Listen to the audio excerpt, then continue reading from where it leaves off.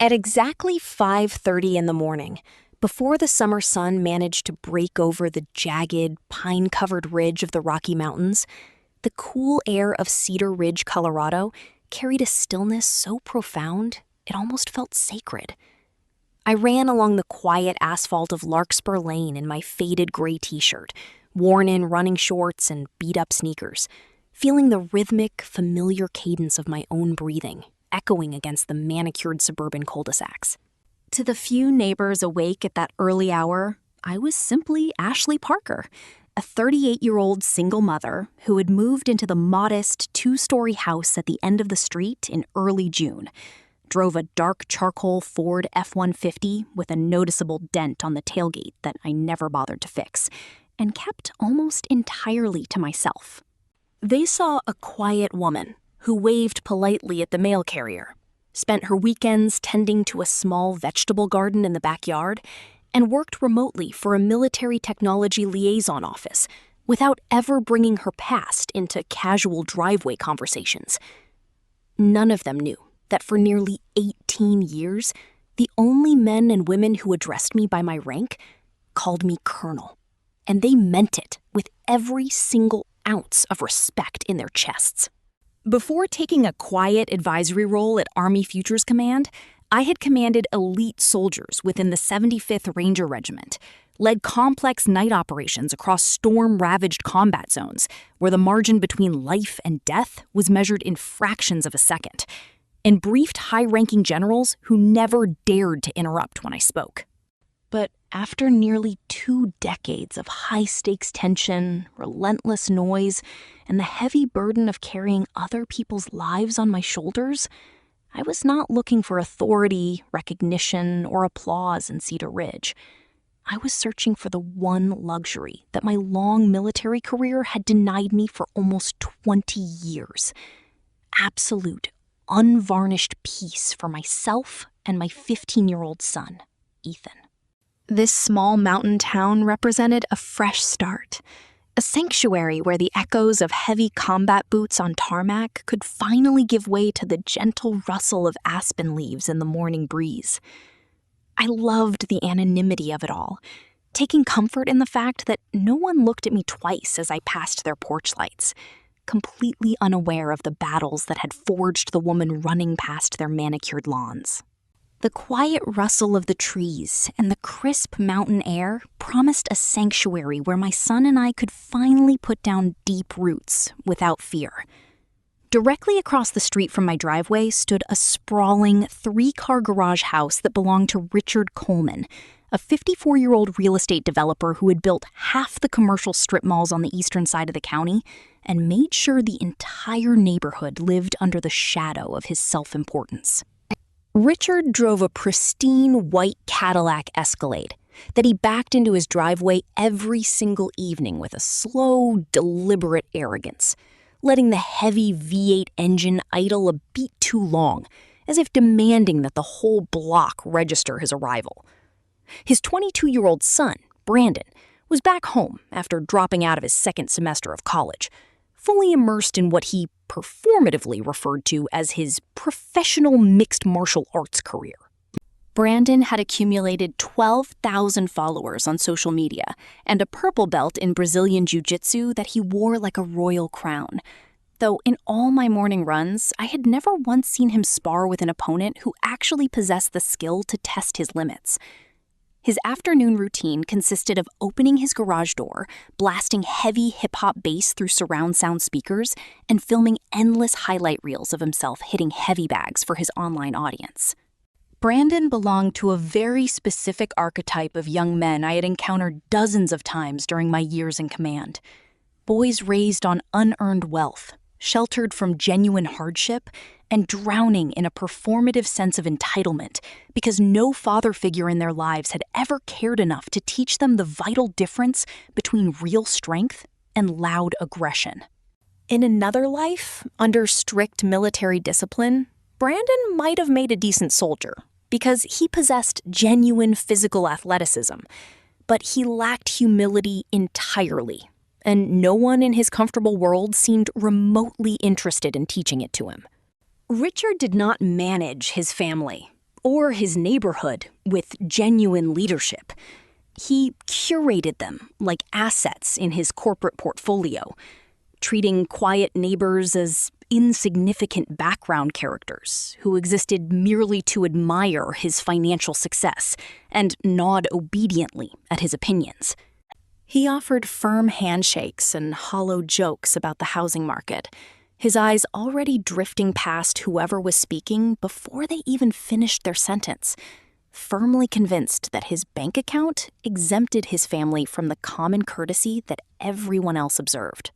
He genuinely believed that his financial status placed him above the unwritten rules of community life, completely blind to the reality that real leadership is measured by how you protect and uplift those around you, not how loudly you demand their subservience. It did not take long for Brandon's performative arrogance to spill over into the quiet rhythm of our daily lives. 3 mornings in a row, he revved his loud motorcycle at 6 o'clock under my bedroom window, idling the engine until the exhaust fumes drifted through the open screen before speeding down the block. He regularly parked his wide pickup truck diagonally across the 2 public visitor spaces near the community mailboxes, treating the shared neighborhood infrastructure as if it were his personal reserved VIP lot. One afternoon, while standing on my front porch holding a watering can, I watched Brandon shoulder check a middle-aged delivery driver whose handcart was blocking the sidewalk for a mere 4 seconds while unloading packages. The delivery man apologized hastily, his eyes fixed on the ground, while Brandon chuckled and walked toward his garage without looking back.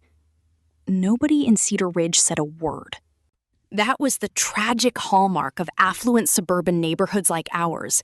Everyone maintained a polite, polished silence until the cost of standing up to a bully became uncomfortable, and then the silence grew suffocatingly loud. A few days later, as I jogged past his driveway during my morning routine in a faded gray t-shirt and running shorts, Brandon leaned against his motorcycle with a friend and said loudly enough for the street to hear, "Look at her. 38 years old and looks like she couldn't survive a single round in a real cage." His friend laughed obsequiously. I did not break my running stride, nor did I turn my head. Over 18 years in command, I had mastered a very specific kind of restraint. The kind that has nothing to do with fear and everything to do with knowing your capabilities so profoundly that you feel zero need to prove them to insecure strangers. I simply smiled quietly to myself, knowing that if he understood even a tiny fraction of the fires I had walked through, he would have swallowed those words before they ever reached his lips. I understood young men like him because I had trained dozens of them before the Army reshaped their souls.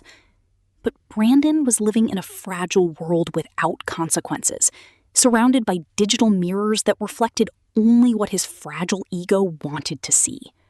He believed that his online following and his unearned local notoriety made him invincible, unaware that true strength does not roar or posture for a camera, but sits patiently in the quiet confidence of a mind that has already survived the absolute worst.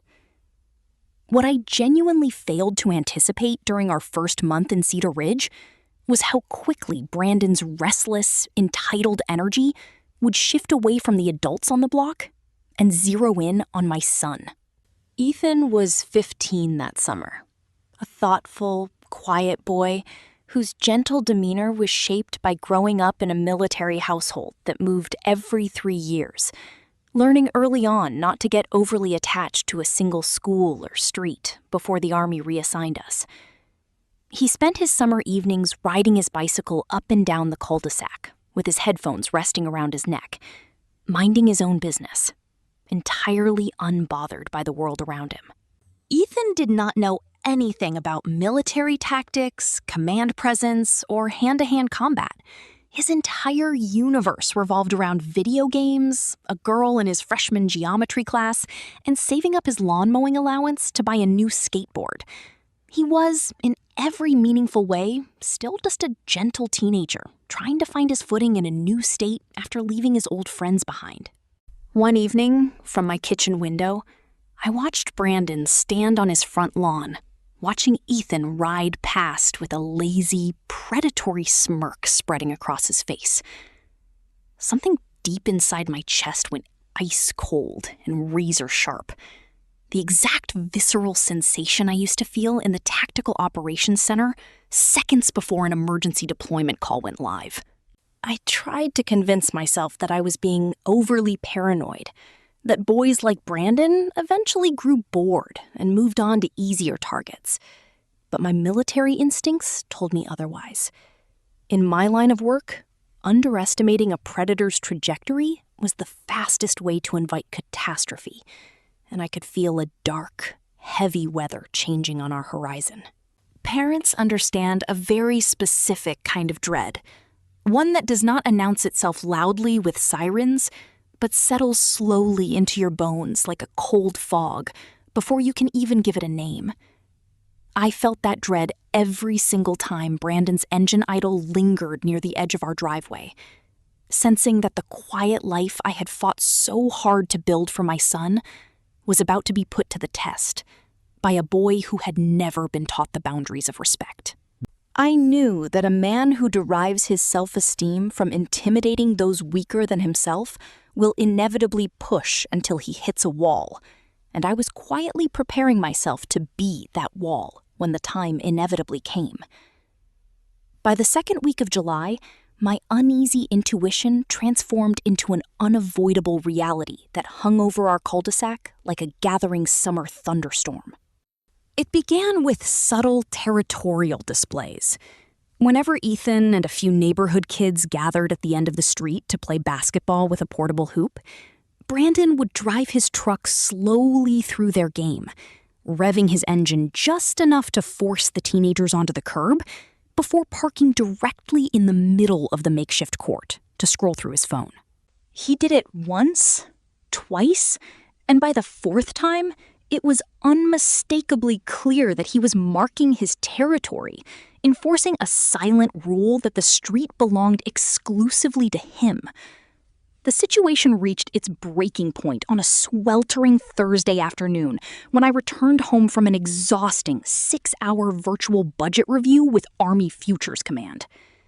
I found Ethan sitting alone on our front porch steps, his bicycle lying on its side near the driveway with its chain hanging half off the sprocket, his posture frozen in a rigid, hollow stillness that immediately set off every alarm in my heart.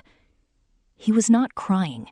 Ethan had not cried since he was 10 years old, but he possessed that heavy, wounded silence I had seen in young enlistees after their first bitter encounter with unfairness. When I sat beside him and asked what happened, Ethan kept his eyes on his sneakers and whispered that Brandon had pulled his truck alongside the basketball hoop, pointed his phone camera at him in front of 6 other teenagers, and mockingly yelled, "Hey, look, it's Mommy's little soldier. Where's your uniform, kid?" Everyone had laughed.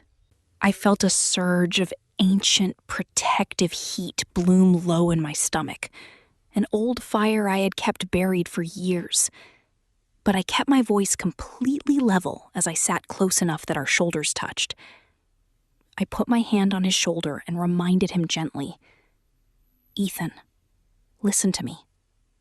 Don't fight people who are desperate to prove something. That kind of hunger is bottomless, and you can't satisfy it by giving them a reaction. You only feed it." He nodded quietly, but I could tell my words felt distant to a 15-year-old nursing his wounded pride, and I knew deep down that this confrontation was only beginning. Sitting there beside my son on those wooden steps, feeling the warm summer breeze against my face, I knew with absolute clarity that walking away from a bully is a virtue, but protecting a child's dignity is a sacred duty that no mother and no commander will ever surrender. On a warm, humid Saturday afternoon in mid-July, While I was inside our quiet kitchen prepping dinner, the abrupt sound of raised voices cut through the open window, accompanied by Brandon's sharp, performative laughter. I set my knife down on the wooden cutting board and stepped onto the front porch, where the serene afternoon air was shattered by a scene that made my pulse steady into a cool, sharp alertness. Ethan was standing in the middle of the street, over his bicycle, which was lying on its side with its front wheel still spinning lazily and its chain half wrapped around the pedal sprocket. Brandon stood roughly 6 feet away in sleeveless gym clothes, holding his smartphone aloft at eye level, recording my son while grinning with an insufferable, rehearsed theatricality. "Say it again!" Brandon commanded loudly, speaking directly into his camera lens rather than looking at Ethan. "Say what you called me, kid. Let my followers hear how tough Mommy's little soldier really is."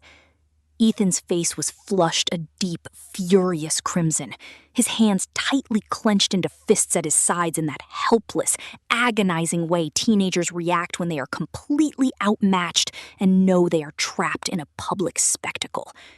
He was fighting back tears, not out of fear, but out of pure, unadulterated humiliation. Brandon shifted his footing slightly, playing to his invisible online audience, deliberately keeping the camera aimed at my son's distress to craft a viral moment at the expense of a 15-year-old child.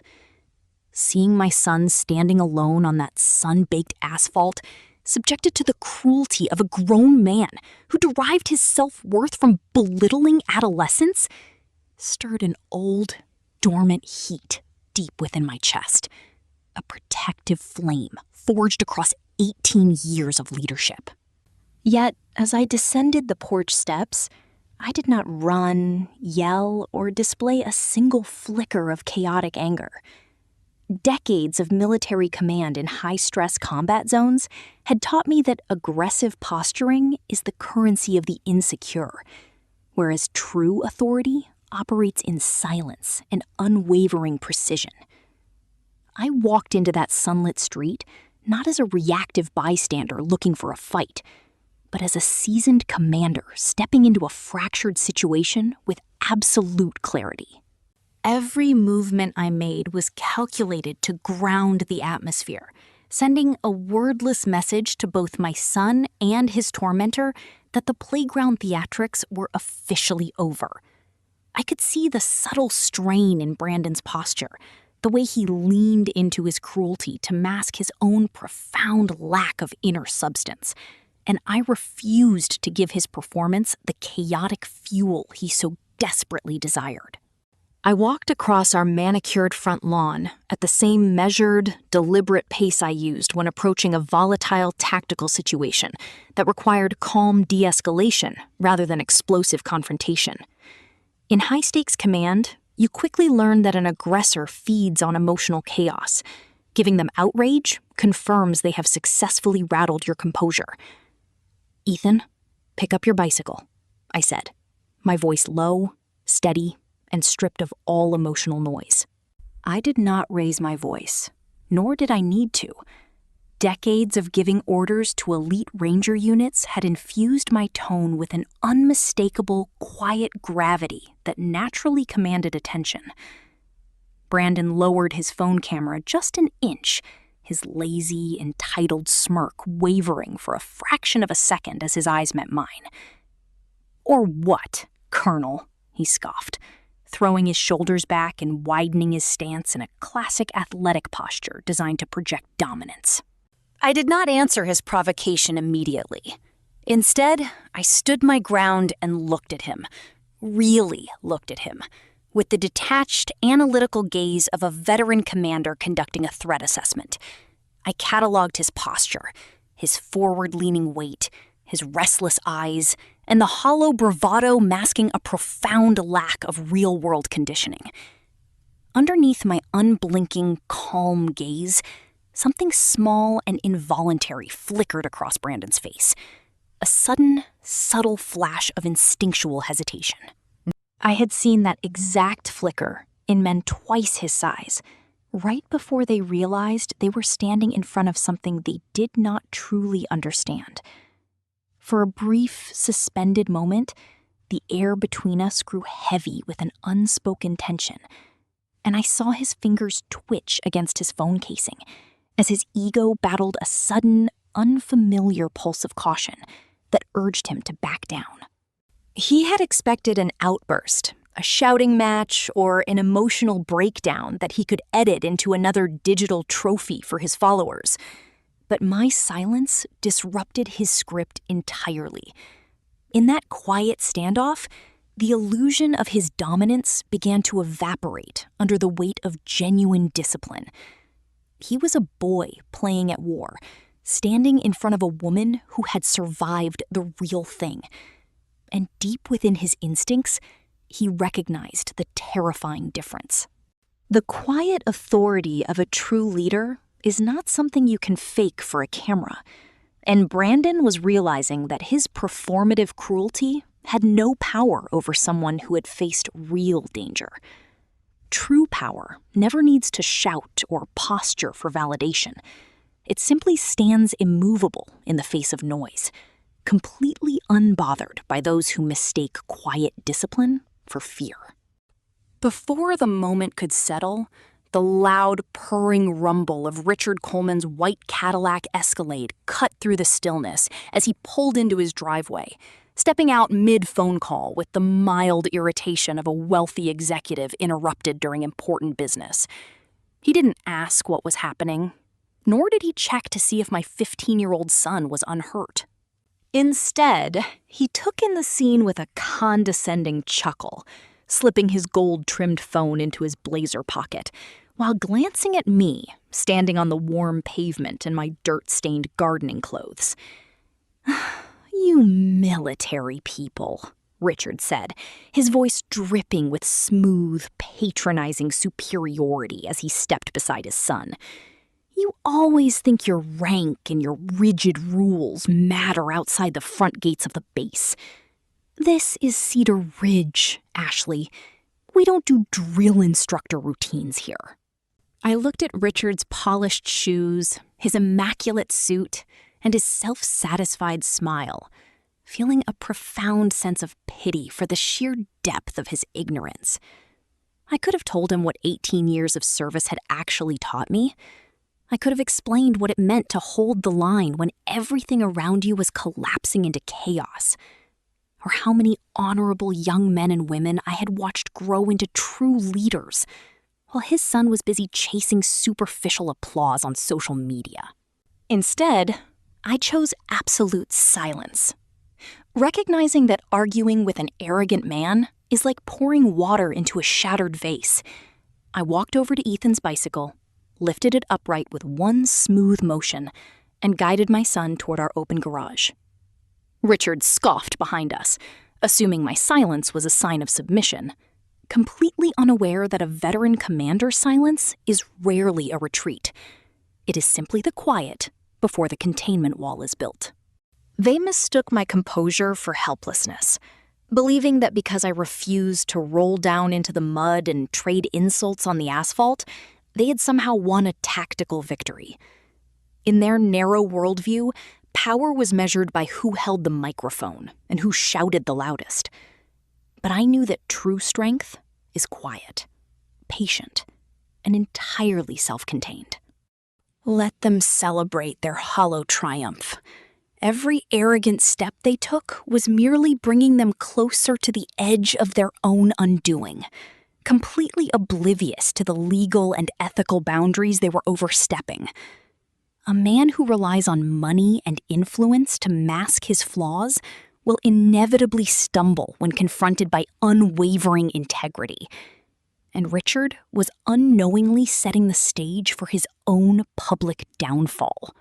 Inside the cool, shaded sanctuary of our garage, Ethan stood beside his bicycle, his breathing ragged, his young face contorted with a volatile mixture of frustration, embarrassment, and anger.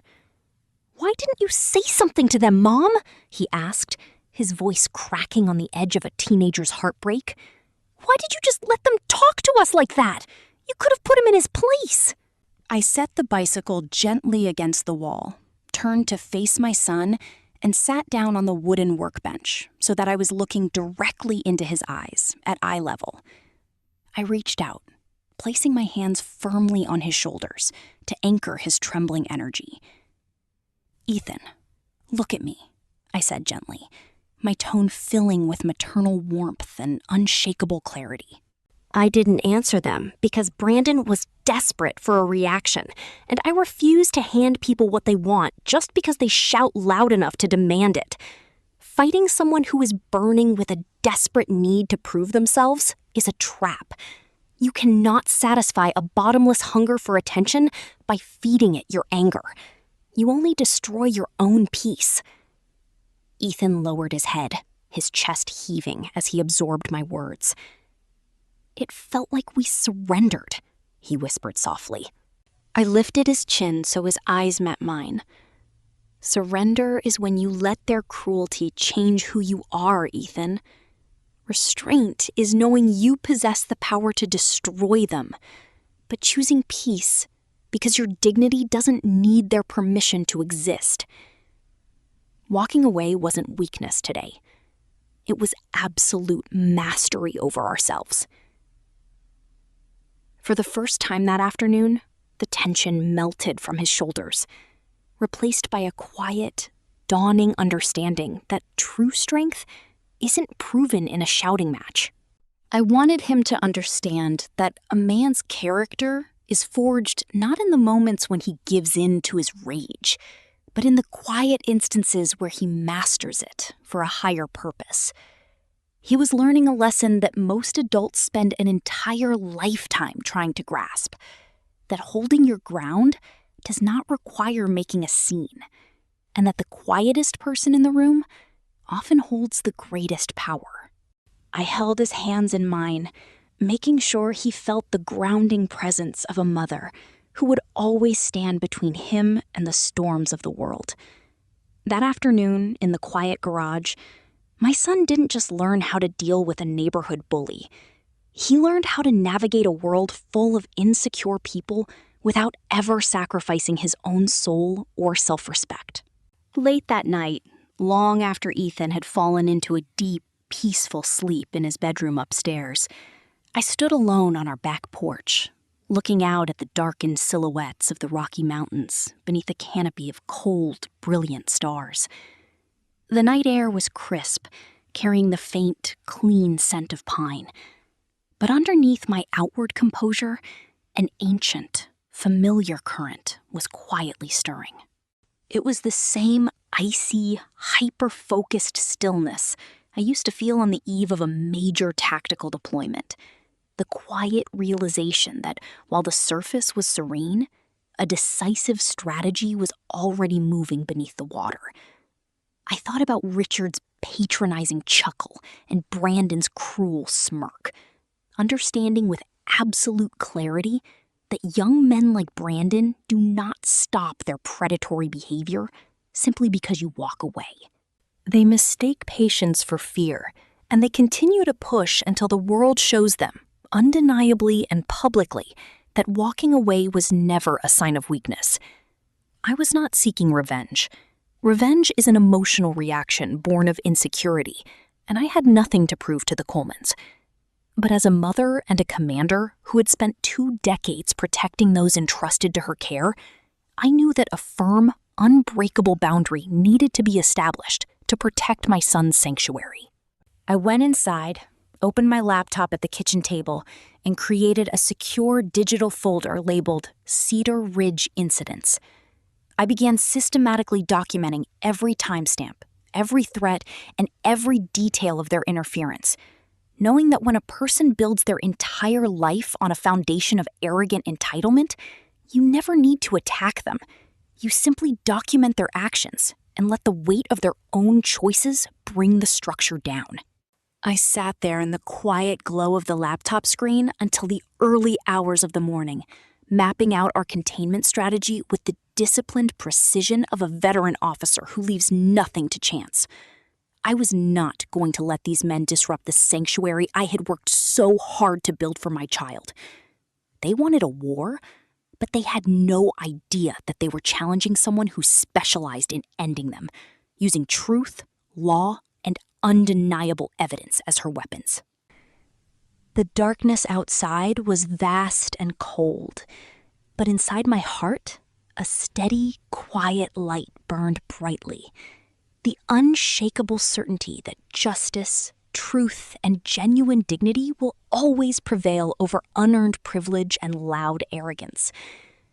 As I closed the laptop, I took a deep, peaceful breath, knowing that the foundation of our new life was solid, unshakable, and completely protected. Labor Day in Cedar Ridge was an established neighborhood institution. A single afternoon every September, when the HOA closed off the upper half of Larkspur Lane, string lights were hung between mature oak trees, and the rich, smoky aroma of slow-cooked brisket filled the warm autumn air by noon. It was the one day a year when the entire community set aside their unspoken rivalries and occupied the same stretch of pavement, gathering around long, folding tables loaded with homemade side dishes, craft beers, and iced lemonades. I had almost decided to stay home. It had been an unusually exhausting week at Army Futures Command, filled with endless budget reviews and tedious video conferences that left a dull, lingering ache behind my eyes.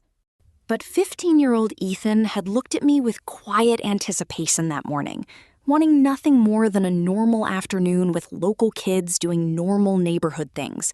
And after the tense summer he had endured, I was not about to deprive him of that simple joy. We arrived shortly after 3 o'clock. I wore comfortable dark denim jeans, a simple gray Henley shirt, and my hair pulled back in a loose ponytail. Nothing that would draw a second glance, which had always been my exact intention. I brought a large glass bowl of chilled pasta salad, placed it on the community food table near the Henderson family's driveway, and settled into a folding chair where I could keep a watchful eye on Ethan as he tossed a football with a couple of boys his age. The atmosphere was light and relaxed, children laughing as they ran between lawns while parents chatted about local school schedules and home renovation projects. For a few peaceful hours, the neighborhood felt like the gentle sanctuary I had envisioned when we first moved to Colorado, and I let myself breathe deeply, sipping cold lemonade and taking genuine comfort in the unhurried rhythm of a quiet suburban afternoon. There was a profound, quiet healing in witnessing my son laugh freely without looking over his shoulder for approval or bracing himself against a sudden verbal attack. It reminded me of why I had traded the high-stress adrenaline of military command for the quiet simplicity of a small suburban block in the first place. I wanted Ethan to grow up surrounded by warmth, stability, and the unpretentious joy of community life, far removed from the cold calculations of high-stakes conflict. Watching him run across the grass under the golden September sunlight reaffirmed my commitment to protecting this peaceful haven, giving me a deep sense of contentment that I had not experienced in years. The peaceful atmosphere began to shift around 4:30 when Brandon Coleman arrived, already a few beers deep and moving through the crowd with the expansive, intrusive energy of someone who believed his physical size entitled him to dominate every room he entered. He had brought his phone around to several groups, loudly narrating a video highlight reel of his amateur fights, while the neighbors offered polite, tight-lipped smiles, the kind of forced courtesy people extend to avoid making a scene. By 5 o'clock, as the afternoon sun dipped low over the rooftops and cast long, golden shadows across the street, Brandon's voice rose above the general chatter, carrying that sharp, obnoxious pitch men get when alcohol convinces them that volume is the same as charisma. "Come on! Isn't there anybody on this block who thinks they can handle a real fighter?" he called out, spreading his arms wide and grinning at the crowd like a gladiator demanding an opponent. "Don't be shy. I'll even go easy on you." An uncomfortable silence fell over the cul-de-sac. A few parents shook their heads and turned back to the barbecue grill, while others shifted awkwardly in their chairs. The silence was not respectful. It was the weary stillness of a community that found him exhausting, but preferred not to invite his hostility. That quiet indifference seemed to irritate Brandon far more than an actual challenge would have. His eyes scanned the crowd until they locked onto me, standing quietly near the drink table, holding my paper cup. "What about you, Colonel?" he yelled, his voice echoing off the brick garages as the crowd's attention shifted toward me like a turning tide. He had taken to using that rank as a mocking nickname ever since Ethan had accidentally mentioned my service months earlier. "You're always sitting over there, looking so calm, so superior," Brandon sneered, walking toward me and unzipping a small gym bag. "I bet you think your military credentials mean something in a real fight. So put your money where your mouth is." He pulled out a pair of worn red MMA gloves and dropped them onto the asphalt right at my feet, with a dull, heavy thud that silenced the entire block. The sudden clatter of those gloves against the concrete sounded like a thunderclap in the quiet afternoon air, stripping away the cheerful suburban illusion in a single second. Brandon stood over them with his chest puffed out and a cruel, triumphant grin, fully convinced that he had forced me into an impossible corner, where I would either have to back down in public disgrace or engage in a petty street brawl for his online audience.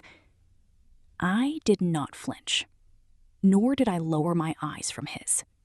"I haven't said a single word, Brandon," I said quietly, my voice remaining completely level amid the sudden, heavy silence that pressed against the street.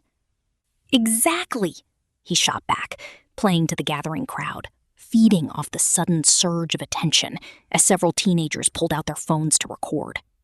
"You never say anything. You just walk around here acting like you're better than everyone else, like you know something we don't.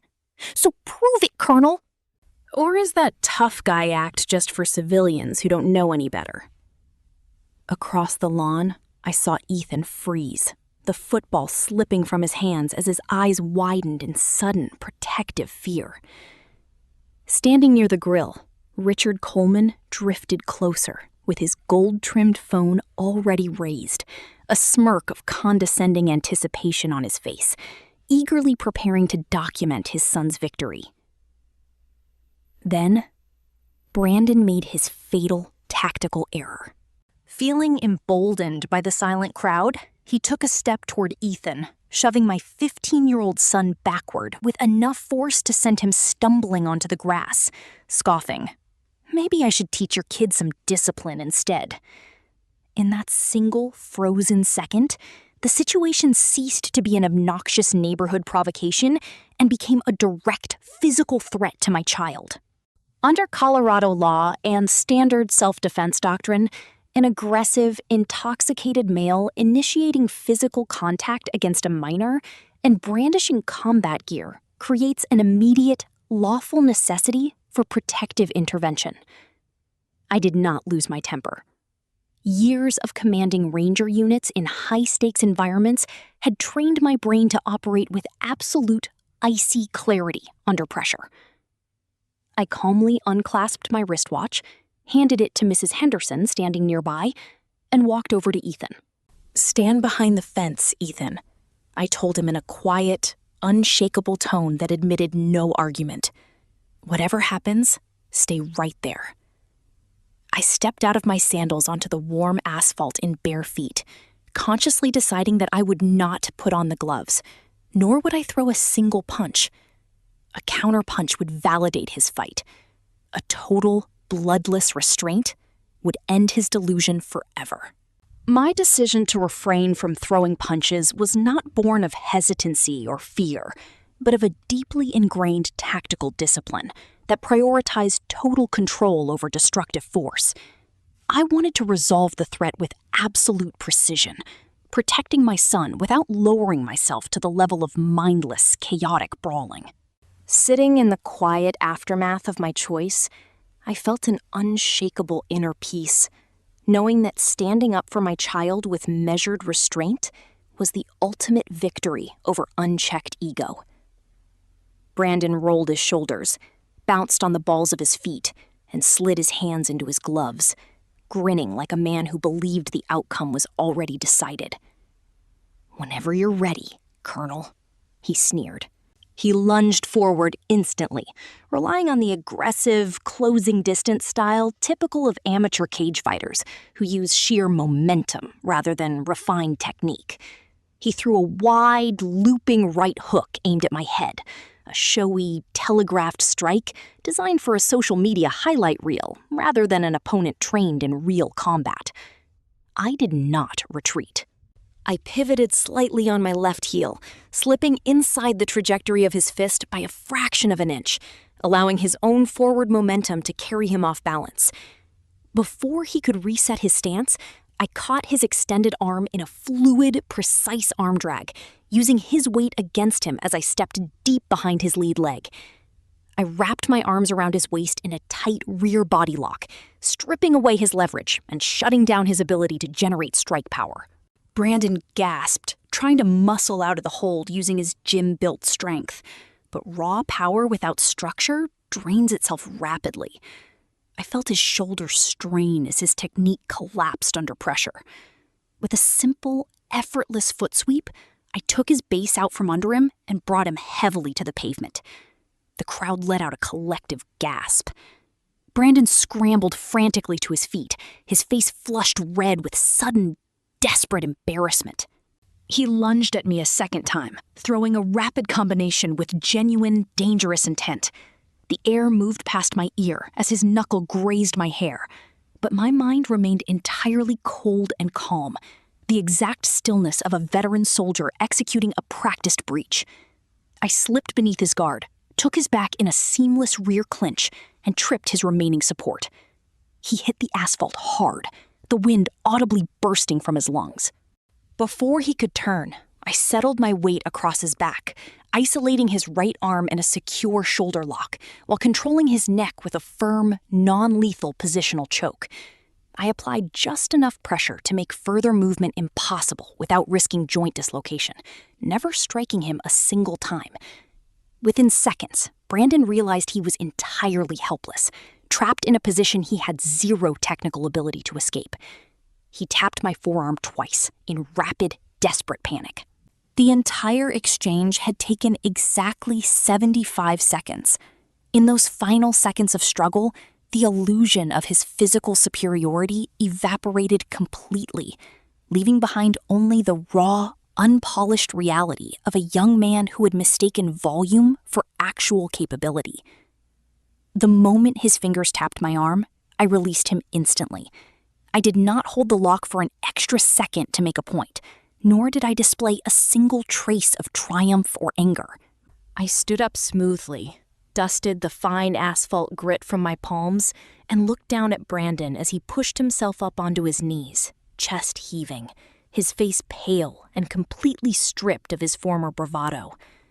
I leaned down slightly so that my voice carried only to him, speaking in a gentle, firm tone. Winning isn't the same as humiliating someone, Brandon. I want you to remember this moment. I had a dozen opportunities to hurt you severely today, and I chose not to. That was a deliberate choice. Real strength is measured by who you choose not to harm. Brandon stared at me in stunned, wide-eyed silence, his mouth slightly open, something fundamental in his posture cracking open as the reality of his unearned arrogance settled in. I turned away from him and walked toward the fence where Ethan stood frozen, his phone forgotten in his hands, looking at me with a profound, dawning realization. Not of fear, but of a deep, newly minted pride in his mother's unshakable dignity. I placed my hand gently on Ethan's shoulder and whispered, "Let's go home, sweetheart." Before we could take 3 steps toward our driveway, Richard Coleman's voice shattered the quiet street, sharp, hysterical, and trembling with rage as he thrust his phone into the air. "Now that is assault!" Richard screamed at the top of his lungs, his face flushed purple as he glared at the gathered neighbors. "Everyone saw it! She assaulted my son! I'm calling the police right now, and you're going to prison, Colonel! I did not turn around, nor did I bother to respond to his empty threats. I simply continued walking beside my son toward our front porch, feeling the cool evening breeze against my skin, completely unbothered by Richard's outrage, because I knew that when a man builds his life on arrogance and lies, his loudest outbursts are merely the sound of his own foundation beginning to crumble. As we reached our front steps, I looked over at Ethan, seeing the steady calm returning to his young eyes, and I knew that the lesson of the afternoon had taken deep root in his heart. True power does not roar or demand applause, but stands firm, unyielding, and completely peaceful in the face of chaos. Within 20 minutes of Richard Coleman's hysterical phone call, 2 local police cruisers pulled quietly up to the edge of the cul-de-sac, their red and blue emergency lights flashing softly against the deepening mountain dusk. Half the neighborhood was still standing frozen on the grass, folding chairs abandoned and plates of half-eaten barbecue forgotten on outdoor tables under the glowing string lights. Richard rushed toward the responding officers the moment their boots touched the pavement, his arms flailing wildly as he shouted about unprovoked physical assault, violent military instincts, and his son being brutally attacked in front of a dozen witnesses. I stood near our driveway with Ethan, my arms loosely crossed, waiting with the calm, patient composure of a woman who had spent 2 decades navigating complex official procedures and high-stress situations. The younger officer approached me first, notepad in hand, asking for my statement with an understandable edge of skepticism in his eyes. I explained the event with detached, factual precision. Brandon had publicly challenged me, shoved my 15-year-old son backward onto the grass, and initiated an aggressive physical attack, prompting me to execute a nonviolent positional restraint to neutralize the immediate threat to my child without throwing a single strike. Before the officers could even process the stark contrast between our stories, the community stepped forward without prompt. Mrs. Henderson, still holding my wristwatch, offered her phone, showing a crystal-clear video recorded from her front porch. The Delgado family from 3 houses down provided a second angle, while a local teenager handed over 11 seconds of footage capturing Brandon shouting, "Put your money where your mouth is," before throwing his gloves at my feet. By the time 4 separate videos were reviewed on the spot, the legal truth was absolute and undeniable. Under Colorado's self-defense statutes, I had acted with extraordinary, measured restraint to protect my son from an intoxicated aggressor. No charges were filed that night. The senior officer, a heavy-set man with tired, perceptive eyes, pulled me aside as he returned my watch, whispering softly so only I could hear. "For what it's worth, ma'am, that was the cleanest, most disciplined self-defense I've ever witnessed." I thanked him quietly, knowing that truth does not need to shout when evidence speaks clearly for itself. As the cruisers quietly departed down Larkspur Lane, leaving Richard standing in fuming silence on his manicured driveway, I felt a deep, grounding sense of relief settle over my shoulders. The law had functioned exactly as it was designed to, protecting an innocent family from a performative bully whose wealth could not alter the objective reality captured on 4 separate camera angles. However, men like Richard Coleman do not process public defeat through the humbling lens of self-reflection. To an arrogant man whose entire identity rests on wealth and influence, embarrassment is an intolerable debt that demands immediate repayment. Rather than accepting the clear findings of the police department, Richard decided that if the local legal system would not grant him satisfaction, he would manufacture leverage through private surveillance. Within 48 hours, he hired a high-priced private investigative firm to scrutinize every detail of my life, searching for financial irregularities, hidden lawsuits, or past indiscretions that could be weaponized to destroy my reputation. I learned about the investigation secondhand through a neighbor named Diane. a quiet woman who worked at the same commercial law firm Richard's investigators used to source municipal records. Diane felt enough discomfort over the predatory nature of his campaign to give me a discreet heads-up over our shared fence one evening. But what Richard's expensive investigation uncovered was not a treasure trove of scandal. It was the unvarnished, formidable truth of who I actually was. His investigators brought him 18 years of pristine military service records, multiple combat deployments, command positions within the elite 75th Ranger Regiment, and official commendations for leadership under fire that a civilian real estate developer could barely comprehend. They handed him documents detailing my current advisory role at Army Futures Command, a high-level posting that placed my name on official liaison lists alongside high-ranking defense officials and corporate executives whose firms Richard had spent years trying to impress. Instead of humbling him, this revelation inexplicably emboldened Richard's entitlement. He convinced himself that a woman with a high-profile military standing had far more to lose from a public scandal than an ordinary citizen, naively believing that the military hierarchy would punish a senior officer simply to avoid uncomfortable publicity from a prominent local developer. He was so blinded by his own corporate ego that he failed to see the immense danger of trying to intimidate a veteran officer whose entire life had been forged in the fires of actual crisis, mistaking my quiet desire for a peaceful suburban existence for a vulnerability he could exploit. True power never needs to shout or posture for validation. It simply stands immovable in the face of noise, completely unbothered by those who mistake quiet discipline for weakness. Richard believed that his wealth and social prominence made him invincible, unaware that his expensive investigation had merely exposed his own deep insecurities, laying the groundwork for a confrontation he was entirely ill-equipped to handle. Fueled by this dangerous delusion, Richard set out to construct what he believed was a masterstroke of administrative retribution, completely oblivious to the legal trap he was setting for himself. He drafted a formal, 4-page complaint on his official corporate letterhead, addressing it directly to the Inspector General at Army Futures Command, alleging conduct unbecoming of an officer and accusing me of using elite military martial arts to brutally assault a civilian at a peaceful neighborhood gathering.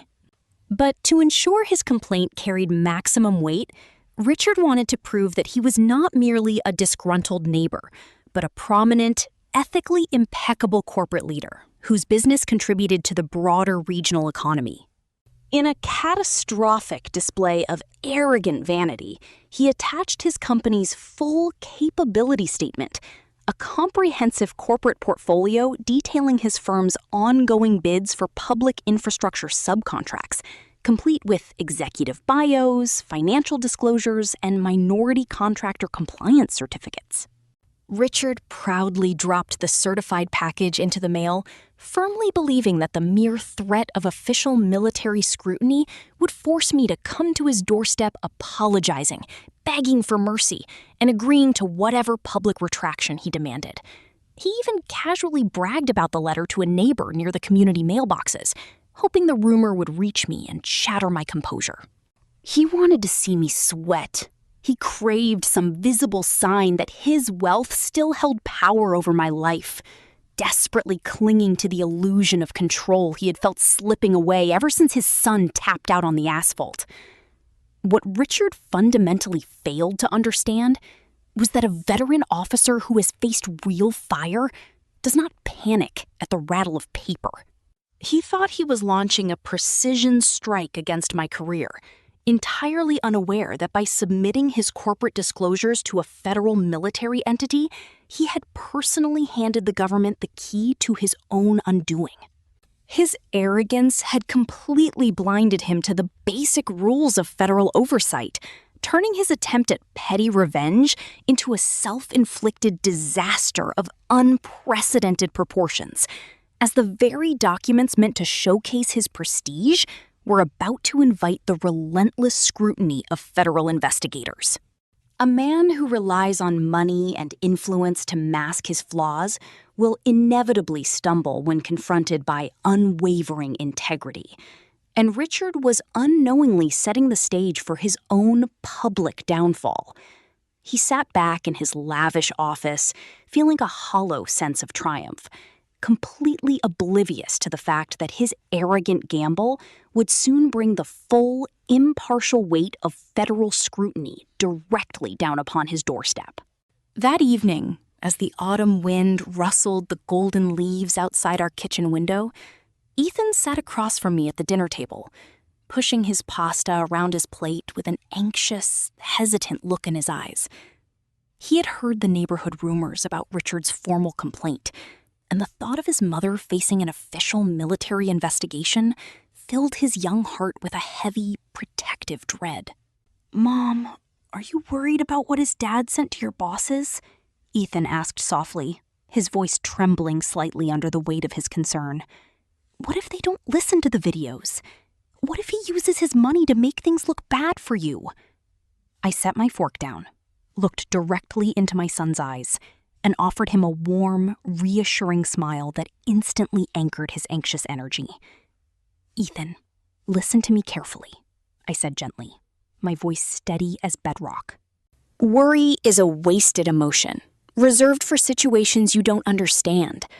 I understand this situation completely. Richard is a man who has spent his entire life leaning on money and intimidation to bypass the rules that everyone else follows, and he genuinely believes that formula will work forever. But when you build your entire existence on posturing and cutting corners, your foundation is paper thin. You don't need to fight a man like that, Ethan.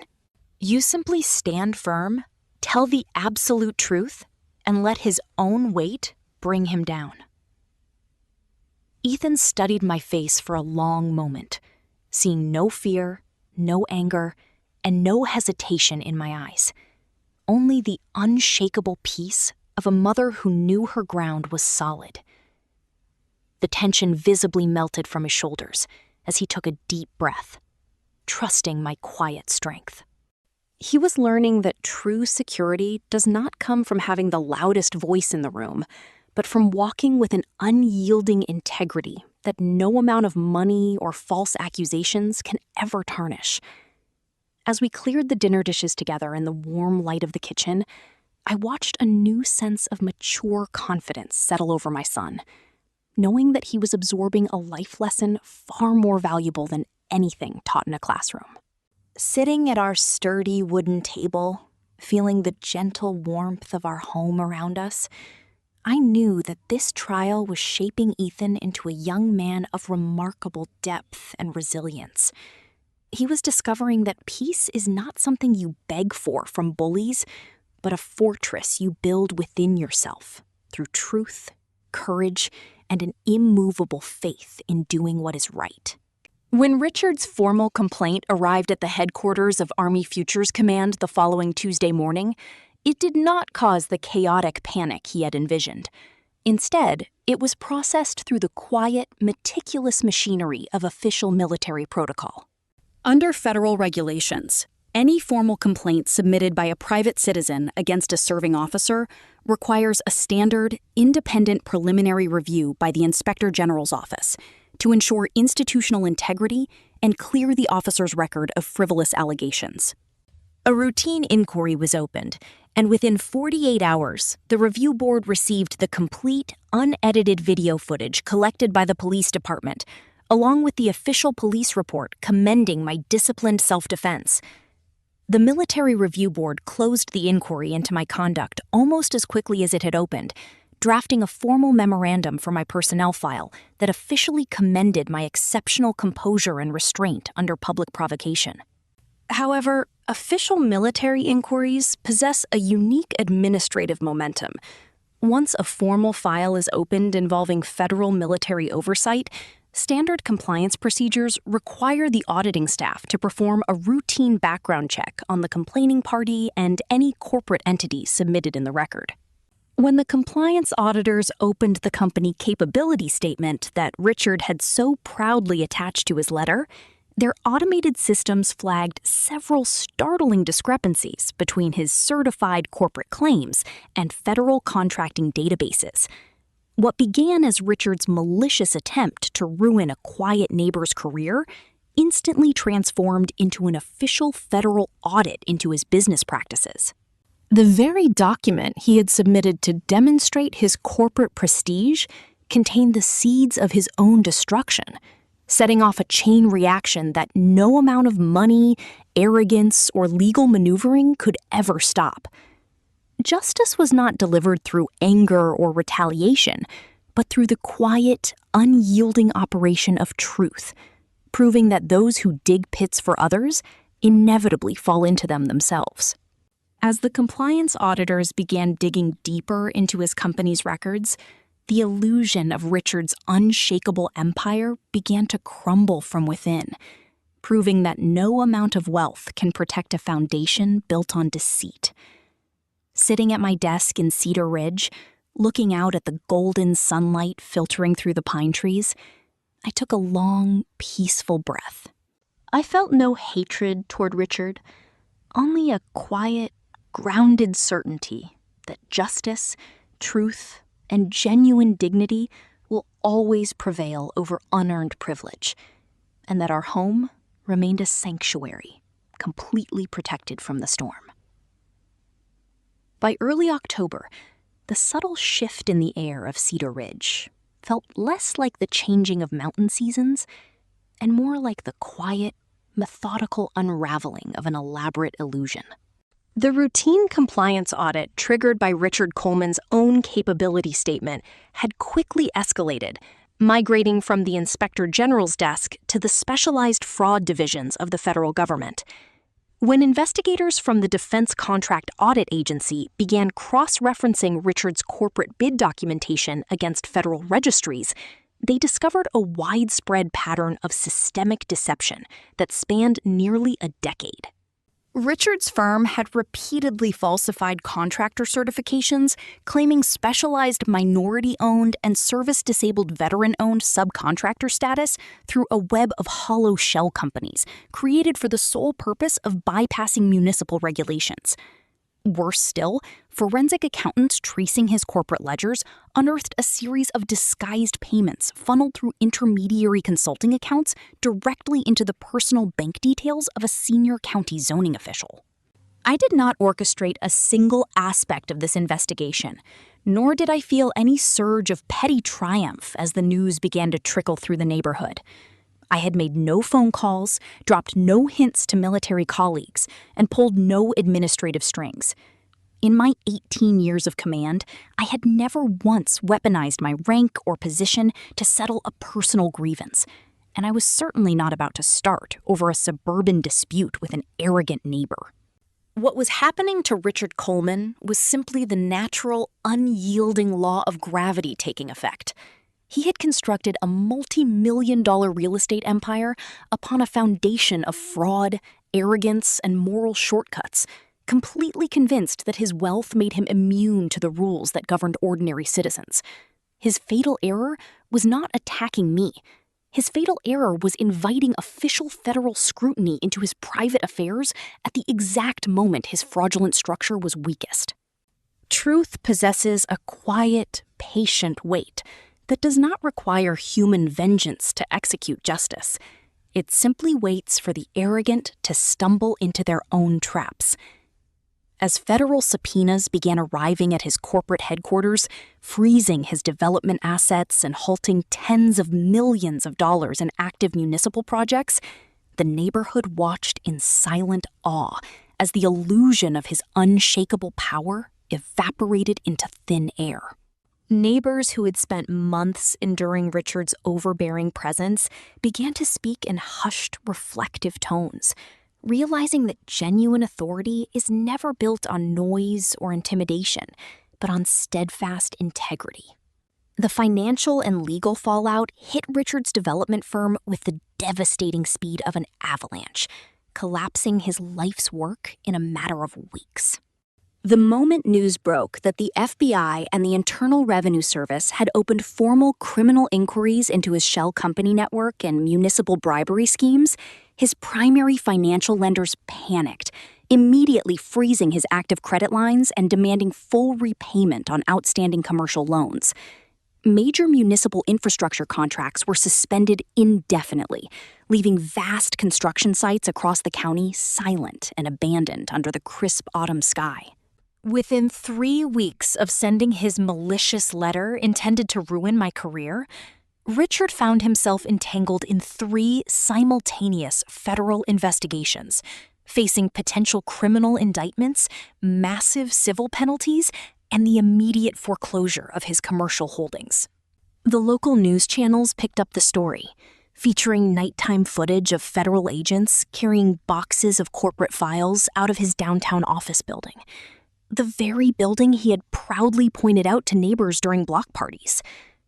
I heard about the specific details in quiet snippets from Diane, my neighbor with connections at the commercial law firm, who spoke with a gentle, lingering note of disbelief in her voice. "He did this entirely to himself," Diane whispered to me over our shared wooden fence one quiet evening, shaking her head as she watched the darkened windows of the Coleman house. "He had a legitimate, highly profitable business, Ashley. He didn't need to cut those illegal corners or bribe officials to succeed. He just couldn't resist the urge to cheat, and he genuinely believed he was too smart to ever get caught." I listened silently, feeling a heavy, quiet sadness for the sheer waste of a man's life. Richard had possessed everything a person could reasonably ask for: wealth, influence, a beautiful home, and a family. Yet his insatiable greed and need for dominance had blinded him to the fragile nature of unearned privilege. He had traded his family's future and his personal freedom for the fleeting thrill of feeling superior to those around him, completely unaware that true security can never be bought with stolen money. As I looked at the darkened silhouette of his house, I realized how tragic it is when a person spends their entire existence chasing power, only to destroy everything they love, because they never learned the simple beauty of humility, contentment, and respect. On a parallel and equally humbling track, Brandon's carefully curated world of superficial fame and athletic bravado disintegrated with brutal finality. The viral video of his 75-second defeat at the Labor Day barbecue had continued to circulate across regional social media platforms, eventually accumulating over 2 million views as combat sports forums dissected his technical flaws and lack of discipline. Sensing the catastrophic shift in the Coleman family's public reputation and eager to distance themselves from mounting federal scandals, the elite MMA gym where Brandon had trained for years quietly suspended his membership, citing serious athlete conduct violations stemming from his public harassment of a civilian neighbor. Within the same humiliating week, his 2 regional endorsement sponsors, a local sports apparel brand and a regional nutrition company, issued polite, carefully worded public statements terminating their sponsorship agreements and removing his image from their promotional pages. The flashy highlight reels that used to thump through his open garage every afternoon abruptly ceased. The loud, revving motorcycle that had disturbed our quiet mornings remained parked and covered under a black tarp in his driveway. For the first time since Ethan and I had moved to Larkspur Lane, the Coleman garage stayed dark, cold, and completely silent. Watching Brandon's public collapse from my front porch stirred a complex, bittersweet emotion in my heart. Not satisfaction, but a profound, maternal pity for a young man who was watching his entire identity vanish before his eyes. He had been raised to believe that his father's money made him invincible and that physical intimidation was a valid substitute for character, only to discover that the real world has zero tolerance for unearned arrogance. His social media followers vanished the moment his glamour faded, proving that the digital applause he had chased so desperately was as hollow and fleeting as the morning mist over the mountains. The loud music and theatrical displays that had once filled our neighborhood were replaced by an absolute, sobering silence, marking the painful end of a young man's delusion. I hoped that beneath the sting of his public defeat, Brandon might eventually find the courage to rebuild his life on something real, discovering that true self-worth is never found in an online audience, but in the quiet integrity of a humbled heart that has learned from its mistakes. By late November, as the first dusting of winter snow settled gently on the rooftops of Cedar Ridge, a prominent wooden real estate sign was planted crookedly in the front lawn of the Coleman residence, bearing a bright red foreclosure sale banner across the top.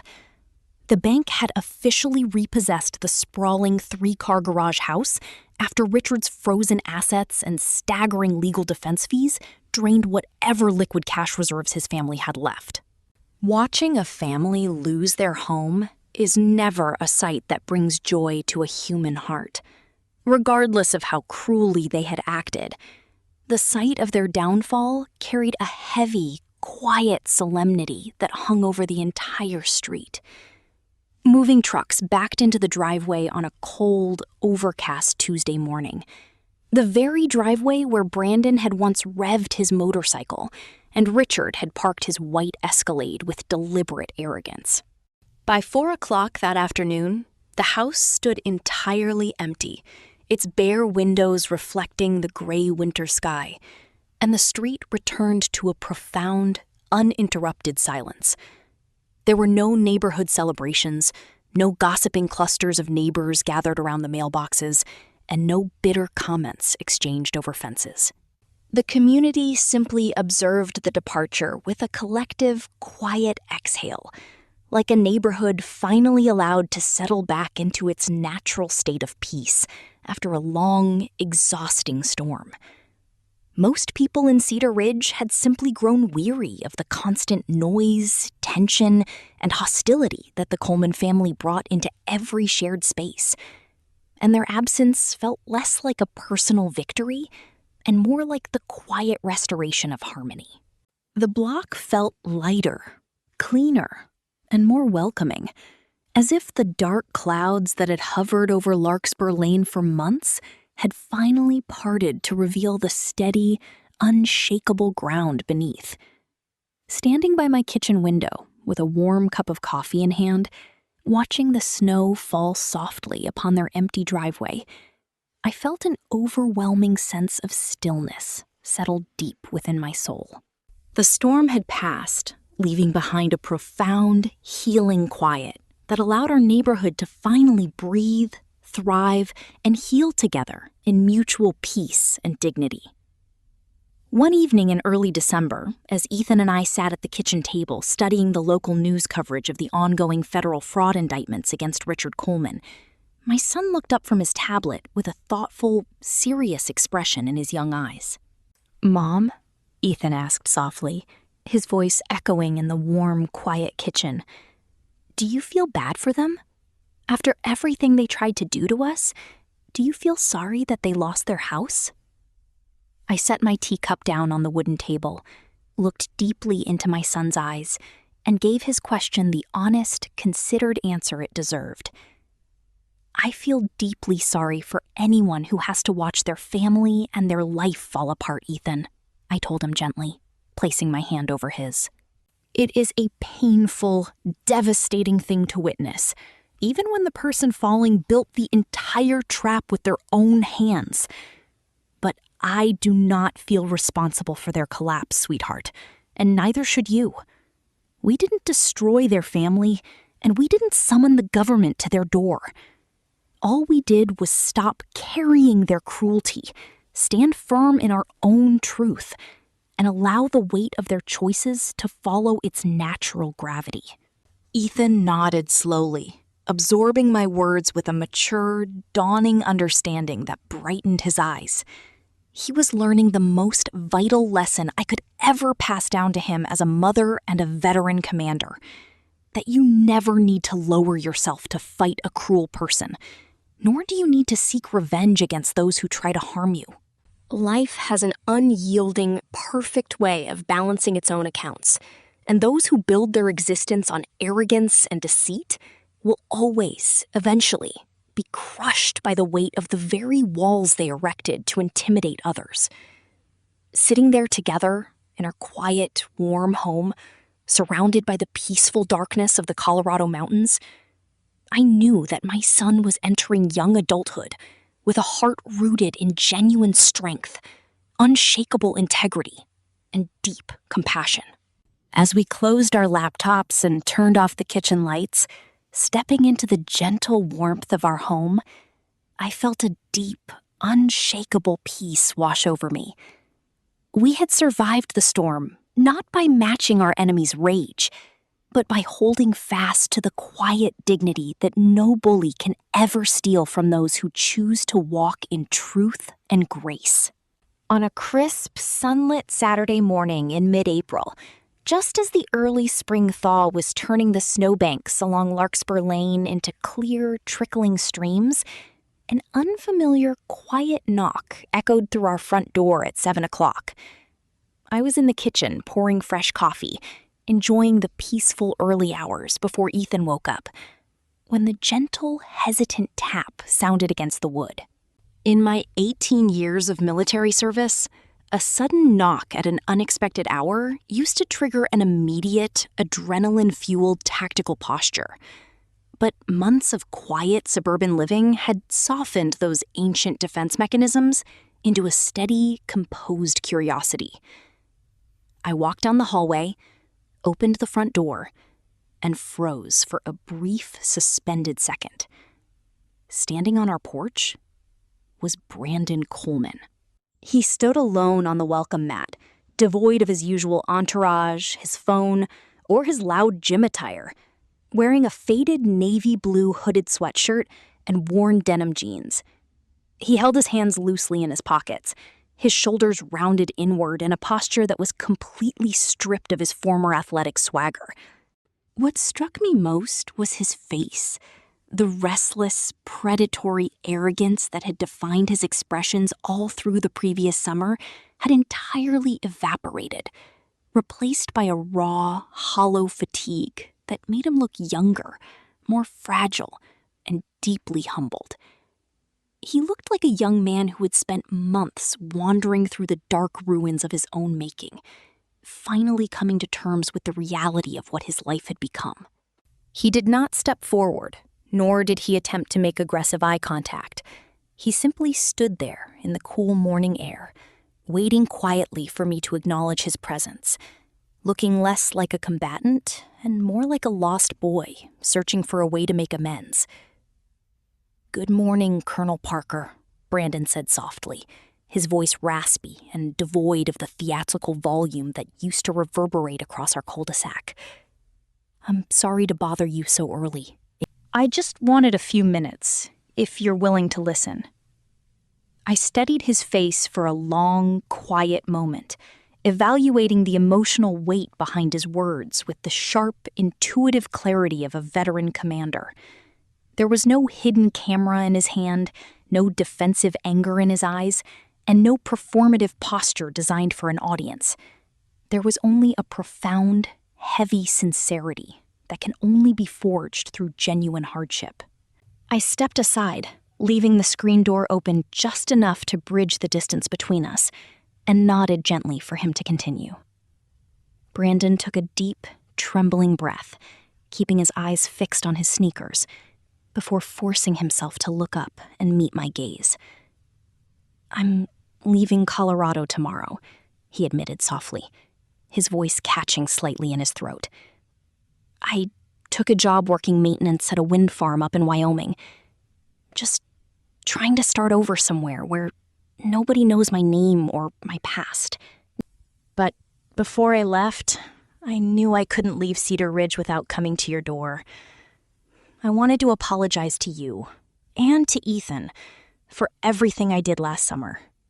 The loud motorcycle, the basketball court, the video recording, all of it. I was so completely obsessed with looking tough on camera and trying to impress my father that I became a monster to everyone around me. I was so busy playing the role of a strong man that I didn't hear a single word you were actually saying to me on that asphalt. I listened to his words in profound silence, feeling a warm, maternal surge of compassion wash over my heart as I watched a young man finally confront the painful truth of his own soul. It takes a very brave person to stand on a porch and say those words, Brandon, I told him gently, my voice filled with an unshakable, healing warmth that seemed to catch him off guard. Most people spend their entire lives running away from their mistakes, blaming the world for the hole they dug with their own hands. You're choosing to face yours, and that is where real redemption begins. I took a step closer to the doorway, looking directly into his eyes so he could see that there was zero lingering malice or resentment in my chest. I want you to remember something as you go up to Wyoming, I continued softly, placing a firm, grounding hand on his shoulder, just as I used to do with young rangers struggling to find their way after a bitter failure. Real strength is never measured by who you can knock down or how many people applaud your anger. True strength is measured by your capacity for restraint, your willingness to protect the vulnerable, and who you choose not to harm when you have the power to do so. You lost a lot of things this winter, Brandon. Your status, your gym, your house, but you haven't lost your future. Use this fresh start in Wyoming to build a life on honesty, humility, and quiet labor. That is how a boy becomes a real man. Brandon's eyes glistened with unshed tears as he absorbed my words, his chest heaving as a long-held weight seemed to lift from his shoulders, and he nodded in deep, quiet gratitude. Just as Brandon lowered his head to compose himself, the sound of soft footsteps echoed down the hallway behind me, and Ethan appeared at the kitchen door, holding a glass of juice in his hand. My 15-year-old son paused, recognizing Brandon instantly, but there was no fear, no hesitation, and no defensive anger in Ethan's posture. Only a calm, mature stillness that reflected how much he had grown over the past 8 months. Brandon turned toward my son, taking a small, respectful step backward, and extended his hand toward Ethan with genuine, unpretentious humility. "I'm really sorry, Ethan," Brandon said quietly, looking my son straight in the eyes. "I was cruel to you when you were just trying to enjoy your summer, and you didn't deserve a second of it. I hope one day you can forgive me." Ethan looked at Brandon's outstretched hand, then looked at his face, seeing the raw honesty and the transformation of his former bully. Without a word of hesitation or bitter sarcasm, Ethan stepped forward, grasped Brandon's hand, and gave it a firm, solid shake. "I forgive you, Brandon," Ethan replied, his voice surprisingly deep, steady, and completely anchored. "Good luck in Wyoming." Watching the two of them shake hands on our front porch under the soft morning sunlight was a sight that filled my heart with a profound, quiet triumph. A moment of complete healing, where the cycle of hostility was broken not by superior force, but by grace, forgiveness, and mutual dignity. Brandon gave us one final respectful nod, turned and walked down the driveway toward his beat-up sedan, his stride lighter, his posture straighter, and his spirit visibly restored as he headed off toward a new chapter of his life. Later that morning, at 5:30, as the first pink light of dawn began to paint the snow-capped peaks of the Rocky Mountains, I laced up my beat-up running shoes and stepped out onto the quiet asphalt of Larkspur Lane.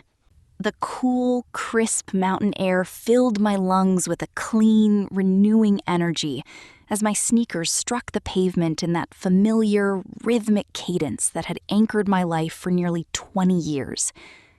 As I jogged past the empty house across the street, where green spring shoots were already breaking through the soil where the Coleman sign used to stand, I felt an overwhelming sense of profound, lasting peace settled deep within my soul. Cedar Ridge was no longer just a temporary hiding place where a tired former commander had brought her son to escape the noise of the world.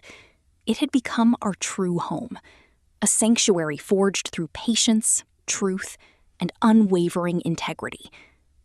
Ethan was thriving at school, playing varsity soccer, and walking through the world with a calm, unshakable confidence that no bully could ever break, having learned that true strength sits quietly in the soul, rather than roaring for an audience. I ran down the winding curves of the cul-de-sac as neighbors waved from their porches, smiling softly to myself under the vast Colorado sky, completely at peace with the journey that had brought us here. I knew with absolute clarity that the greatest victories in this life are never won on battlefield grids or in public shouting matches, but in the quiet, everyday choices we make to choose restraint over rage, truth over posturing, and love over fear. The sanctuary we had built was complete, solid, and enduring. And as the morning sun broke over the ridge, illuminating our street in gold, I knew that our new beginning had finally arrived.